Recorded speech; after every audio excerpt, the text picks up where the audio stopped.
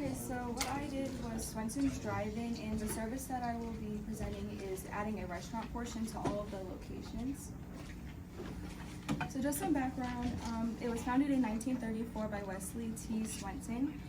There are burgers, sandwiches, soups, and potato teasers, which is only relative to them. They have almost 18 different flavors and milkshakes, and they also make their own specialty sodas. So just to clarify what a drive-in service is when a car pulls into the parking spot, they have a car hop come out and you give their order to them. They go and get the food and they bring it back to your car, so you can either eat it in your car or you can take it home with you. So a current customer would be like a man and a woman maybe on a date, a small family during a weeknight. It could be just a single man or a woman who doesn't want to sit in a restaurant by themselves, or just someone who's kind of in a hurry. It also could be anyone from 16 to maybe 60, which is kind of cool. So some strengths would be new atmosphere, a positive response to the restaurant. They could also get more profit. So weaknesses is the customers could dislike the changes and maybe only would want it to stick to just the drive-in. It could be more costly to Swenson's to try and build all of those restaurants in each location. There's only like 3 or 4 locations, but it could still cost a lot. The drive-in could be lost. It could only turn into a restaurant if people kind of forget that it's a drive-in. Some opportunities could be they could provide new types of food. They could get new customers. They could also expand their market. Some excuse me, threats would be the competition's pretty heavy for diner type of food. The prices would have to maybe go up, and the power of suppliers could also increase. Having a restaurant drive-in is an advantage because no other restaurants have these kind of options.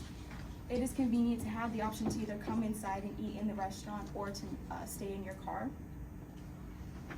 So like I said, the restaurant service is what I would be implementing into each Swenson's. They could adopt a plan to build it in each one. It would be also an old-fashioned type of service like the drive-in is currently. It'll fit in because it already has an old-time feel, and the company has an image of family-friendly and great service already. So my place strategy would be implementing it in all, like I said, expanding the company in places of rural areas like the small families. The price strategy would be because of the cost of implementing those restaurants, it may increase the prices, but I would suggest that they do it by small margins. And also the psychological pricing would be to their advantage because they could maybe make the burger $4.99 with maybe the fries for $1.99, and it kind of seems they're getting a better bargain. And they could also offer bundle pricing of combinations like a burger and a fry, or a burger, a fry, and a soft drink, or something like that.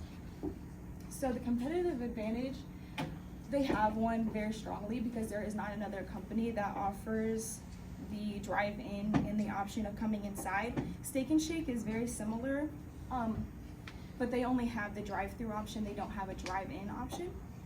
And Sonic is also similar, but they only have a drive-through and a drive-in. They don't have the option that you can come inside. So some of the competitors would be any type of diner, any kind of drive-in, which are kind of rare these days, any old-fashioned restaurants, and some fast food companies as well.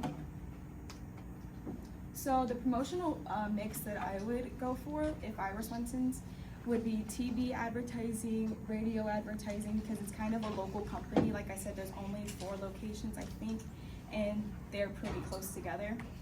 Internet and website, they do have a website, but it's not very promotional of themselves, if that makes sense. They could also use coupons and sales promotions, and they could do that through direct mail or through maybe like newspapers. And